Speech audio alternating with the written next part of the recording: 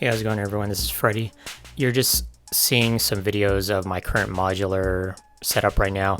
I got two new modules. I got the Pamela's New Workout by ALM Busy Circuits and just like a slimline mixer by Dopfer. And in the bottom right video, in the time lapse, I'm just basically installing the two modules. When you're working with like Eurorack modular synths, you have to kind of like rearrange everything just so everything fits and you're kind of maximizing the space that you have. The music that you're hearing in the background is just like a live kind of jam that I recorded, and it's it's kind of weird and it's kind of like a little bit glitchy and stuff, but I'm just trying to figure out Pamela's New Workout. I've been using it for the past like few days now, and I've kind of understand kind of how it works now. When I first got into modular, I mainly wanted it to be kind of like an effects machine that I would run samples through, but as time progressed, I've gotten more into like tone generating things and trying to program my drums strictly within the modular rack itself. Before I would do it externally through a Digitac or the MPC Live or even on my computer, but I've been trying to get away from using too many external kind of sound sources. I might use the OP1 every now and then for like synth sounds, like bass sounds, or like lead kind of instruments, but I've been trying to keep everything within the rack itself, just so I can kind of jam out and just think about things a little bit differently. When I first got into modular stuff, this website modulargrid.net helped me kind of build out my rack and find out the cost and everything and the space. And then the other program that I used was called VCV Rack, and you can download this for Windows or Mac. And this is kind of like a virtual Eurorack system or modular system. So before I even purchased any modules, I use this program to help me kind of understand like signal flow and how modules work, and basically just get a better understanding of modular synths before I actually purchased any units. Also, I live right down the street from a showroom or music store called Perfect Circuit, so they really help me out. The staff there really helped me out in understanding like which modules I should maybe look at or play with, and plus they have a huge showroom where you can play with modules before you commit to buying them or whatever it is. But yeah, I'm lucky enough to live right down the street from it, so it's been a great source of information, as well as it's really convenient for me to go purchase modules or whatever it is. But the rest of this video is just basically a few patches that I kind of worked on the past few days, and I hope you guys enjoy. If you have any other questions, or maybe I have some questions, if you're already into modular, maybe you can suggest some modules for me to kind of look at. All right, guys. Here's a patch that I just kind of made real quick, and this is kind of featuring the nebulae, and it's playing a sample loop basically, and then it's just kind of going through a few other modules as far as like effects and filters and stuff. And then I have the drums programmed like kind of the same way, but instead of using the Pico trigger to trigger all the drum sounds, I'm actually using Pamela's New Workout to trigger all the drum sounds. So let's go ahead and listen to the sample by itself. This is kind of like semi-unprocessed, maybe just pitched a little bit differently, and it's still going through all the modules, just not filtered basically.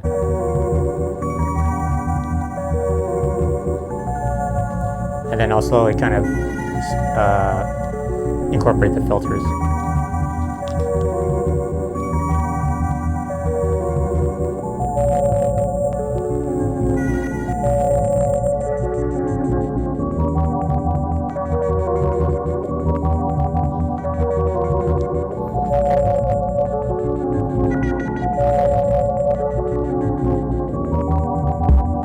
You hear the drums.